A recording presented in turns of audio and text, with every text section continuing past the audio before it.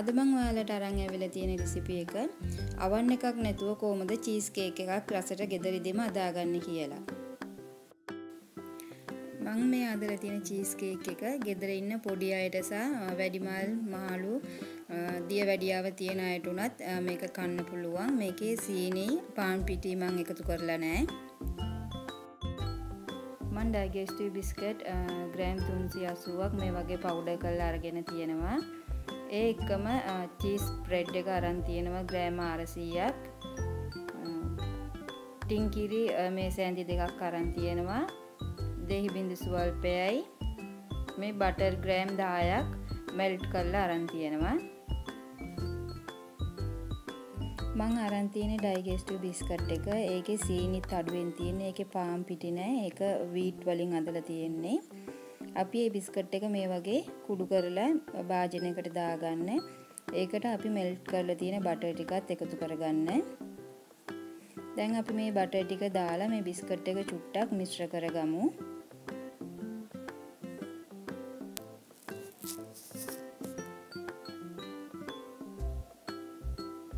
ඔයාලා මේ වගේ බටර් ටික හැමතැනටම තැවෙරෙන විදිහට මේ බිස්කට් එක හොඳට මිශ්‍ර කරගන්න.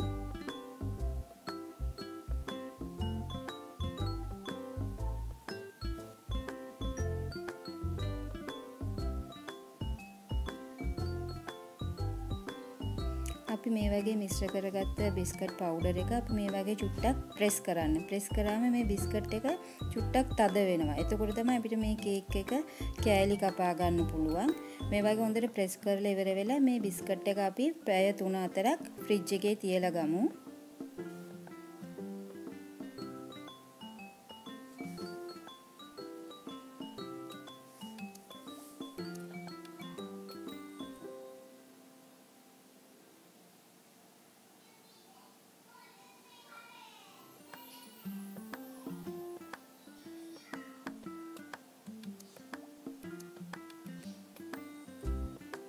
අපි බිස්කට් එක ෆ්‍රිජ් එකේ තියලා එතකන් අපි අපේ මේ චීස් මිශ්‍රණය හදාගමු. අපි බෝල් එකකට මේ වගේ චීස් ටික ඔක්කොම දාගන්න. ඒකම අපි තියලා තියෙන මිල්ක් මේඩ් තේ ඇඳි දෙකක් දාගන්න. වැඩි මිල්ක් මේඩ් දාගන්න එපා. එතකොට මේ කේක් එක ගොඩක් පැණි රස වැඩි වෙනවා. මම කියවනේ මේ කේක් එක ගෙදර ඉන්න පොඩි මහලු දියවැඩියාව තියෙන අයට උනත් කන්න පුළුවන් කියලා. ඒ නිසා අපි මිල්ක් මේඩ් චුට්ටක් දාගමු. පොඩි පැණි රසක් තිබ්බොත් ඇති. අපි දෙහි බිඳු ස්වල්පයක් එකතු කරගමු. දැන් අපි මේ මිශ්‍රණය හොඳට බීට් කරගමු.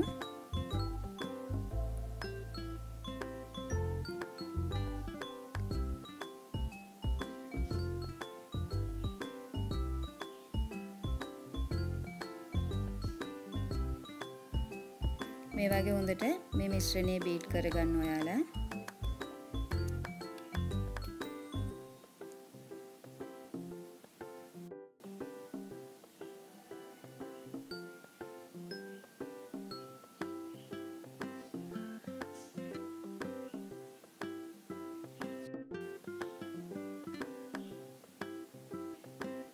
දැන් අපි මේ මිශ්‍ර කරගත්ත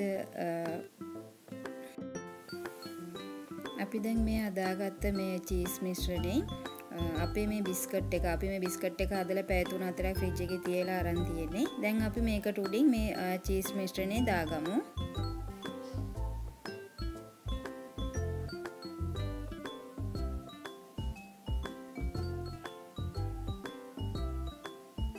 දැන් අපි මේ මිශ්‍රණයේ බිස්කට් එක උඩට දාලා ඉවර වෙලා මේ වගේ හැම පැත්තටම එක සමානව ස්ප්‍රෙඩ් කරගන්න.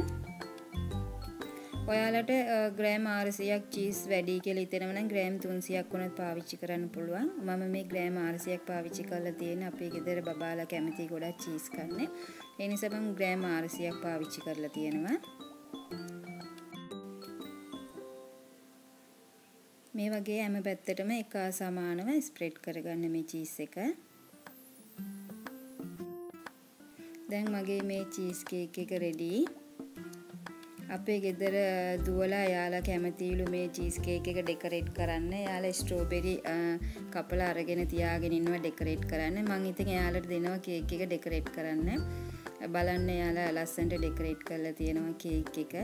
ඔයාලා මගේ මේ රෙසිපි එකට කැමති නම් ලයික් කරන්න, කමෙන්ට්ස් කරන්න, ෂෙයා කරන්න යාළුවොත් එක්ක, සබ්ස්ක්‍රයිබ් කරන්න.